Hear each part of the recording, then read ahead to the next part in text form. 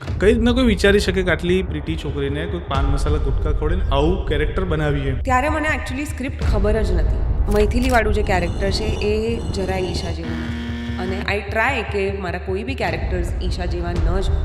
આપણે સપના હંમેશા હિરોઈન બનવાના જોયા હોય, પણ અગેન ત્યારે નોલેજ ઓછું હતું કે કેમ હિરોઈન બનવું છે.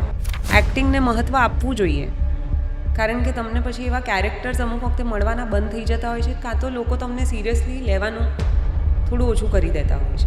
એ ફિયરલેસનેસ અને એ ઇમ્પેશન્ટ સ્વભાવ મારો થોડો પપ્પાથી આવે છે કે લાઈફમાં બહુ એક જગ્યાએ ટકી નહીં રહેવાનું. કદાચ મારા મમ્મી પપ્પાએ મને એવી જ રીતે ઉછેરી છે કે આપણે પોતાનું હંમેશા જોઈએ જ રહેવાનું, કોઈની ઉપર ડિપેન્ડ નહીં થવાનું. પણ આ ડોમિનેટિંગ નેચરની વાત કરી તો ઘરમાં દેખાય કોઈ વાર?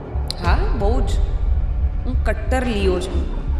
હા, ફેમિલીને ટાઈમ ના આપી શકે કે કામને એટલું પ્રાધાન્યતા ના આપી શકે. તમને શું લાગે છે, તમારે બહુ સરસ રીતે મહેનત થાય છે? બધાએ લગ્ન કરવા બી જરૂરી નથી ને બધાએ લગ્ન કરવાની જરૂર નથી.